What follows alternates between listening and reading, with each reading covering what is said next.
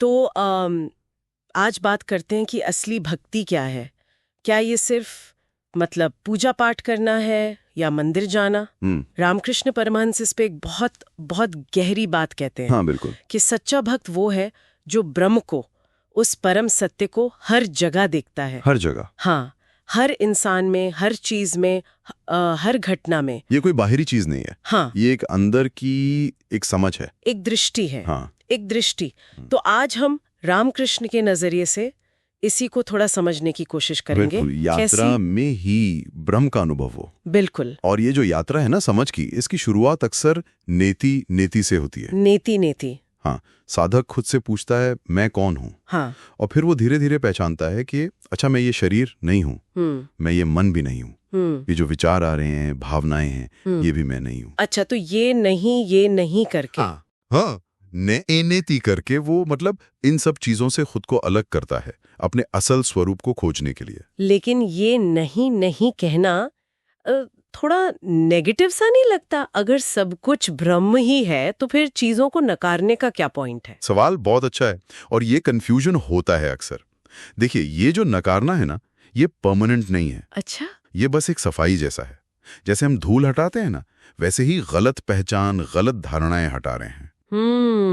रामकृष्ण का वो उदाहरण याद है, सीढ़ी और छत वाला? हाँ, जैसे कोई सीढ़ियों से चढ़कर छत पर जाता है। बिल्कुल। तो नेति नेति वो सीढ़ियां हैं, इनसे चढ़कर साधक ब्रह्म यानी छत तक पहुंचता है। ठीक है। पर मजे की बात यह है, छत पर पहुंचकर उसे समझ आता है कि अरे ये सीढ़ियां और ये छत, हाँ, ये तो एक ही चीज से बने हैं। मान लीजिए ईंट और गारे से। ओहो, मतलब जिसे नकार रहे थे वो भी वही है। एग्जैक्टली। यही वो अवस्था है जिसे कहते हैं अद्वैत बोध। हाँ, नॉन ड्यूअल अवेयरनेस, जहां द्वैत मतलब मैं और वो, अंदर और बाहर का भेद मिट जाता है। समझ गए। तब ये एहसास होता है कि अरे ये शरीर, ये मन, ये दुनिया जिसे मैं नहीं कह रहा था, ये भी उसी एक ब्रह्म का ही रूप है। ये तो कमाल की बात है। मतलब पहले गलत पहचान हटाई और फिर उसी में परम सत्य को देख लिया। बिल्कुल। रामकृष्ण की कहानियों में भी ये बात खूब झलकती है। वो एक कहानी है ना, एक साधु की जो सालों तपस्या करके लौटा पर मन में शांति नहीं थी। हाँ, सुनी है, बहुत मशहूर कहानी है। फिर उसे शांति कहाँ मिली, याद है? शायद किसी आम इंसान से। हाँ, शहर में एक बिल्कुल साधारण से चाय वाले की दुकान पर। अच्छा। उसने चाय पी और इतनी अच्छी लगी कि हैरान रह गया। पूछा, भाई इतनी बढ़िया चाय कैसे बनाते हो? तो चाय वाले ने बस मुस्कुरा के कहा, बाबा जी, मैं तो हर प्याला अपने ठाकुर जी के लिए बनाता हूँ।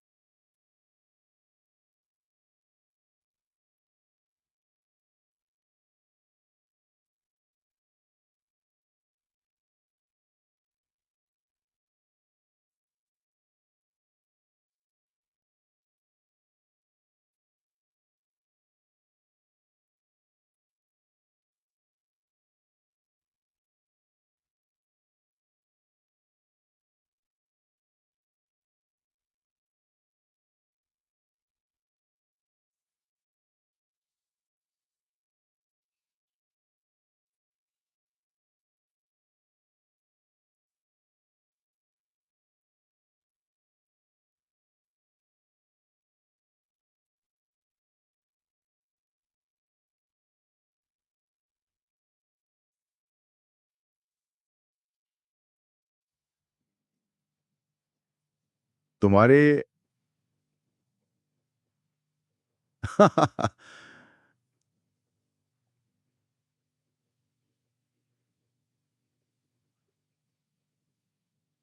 तुम्हारे हाँ, नॉन ड्यूअल अवेयरनेस, जहां द्वैत मतलब मैं और वो, अंदर और बाहर का भेद मिट जाता है। समझ गई। तब ये एहसास होता है कि अरे ये शरीर, ये मन, ये दुनिया जिसे मैं नहीं कह रहा था, ये भी उसी एक ब्रह्म का ही रूप है। ये तो कमाल की बात है। मतलब पहले गलत पहचान हटाई और फिर उसी में परम सत्य को देख लिया। बिल्कुल। रामकृष्ण की कहानियों में भी ये बात खूब झलकती है। वो एक कहानी है ना, एक साधु की जो सालों तपस्या करके लौटा पर मन में शांति नहीं थी। हाँ, सुनी है, बहुत मशहूर कहानी है। फिर उसे शांति कहाँ मिली, याद है? शायद किसी आम इंसान से। हाँ, शहर में एक बिल्कुल साधारण से चाय वाले की दुकान पर। अच्छा। उसने चाय पी और इतनी अच्छी लगी कि हैरान रह गया। पूछा, भाई इतनी बढ़िया चाय कैसे बनाते हो?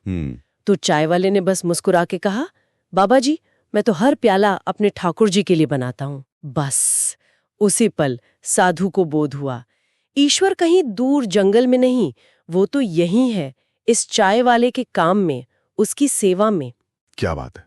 रामकृष्ण यही तो कहते हैं, ईश्वर सिर्फ मूर्तियों या मंदिरों में नहीं है, वो हर कर्म में है, हर जीव में है। असली भक्ति है सब में, उसी एक को देख पाना। बिल्कुल सही।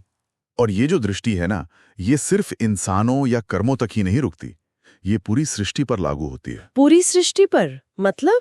देखिए, हमारे दर्शन में मानते हैं ना कि सृष्टि 24 तत्वों से बनी है। हाँ, वो पंच महाभूत, पृथ्वी, जल, अग्नि, वायु, आकाश, और फिर मन, बुद्धि वगैरह। हाँ बिल्कुल, पृथ्वी, जल, अग्नि, वायु, आकाश, फिर मन, बुद्धि, अहंकार, इंद्रियां, ये सब मिलाकर 24 तत्व। ठीक।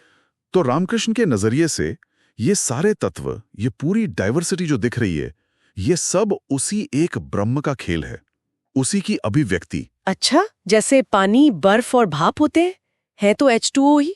बिल्कुल सही पकड़ा, है तो एक ही तत्व पर रूप अलग अलग हैं। वैसे ही ये सारे 24 तत्व उसी एक ब्रह्म के रूप हैं। इसीलिए जो सच्चा भक्त है, जो ज्ञानी भक्त है, वो इन तत्वों का भी अनादर नहीं करता, वो सीढ़ियों का भी सम्मान करता है, क्योंकि उन्हीं से वो छत तक पहुंचा है। मतलब वो मिट्टी को भी सिर्फ मिट्टी नहीं देखता। नहीं, उसे उसमें भी अपना इष्ट दिखता है, अपना भगवान दिखता है। दृष्टि बदल जाती है, दुनिया वही रहती है, देखने का नजरिया बदल जाता है। ये एक तरह का कॉग्निटिव रीफ्रेमिंग जैसा हुआ, मतलब सोच बदलने से अनुभव बदल गया। हाँ, कह सकते हैं।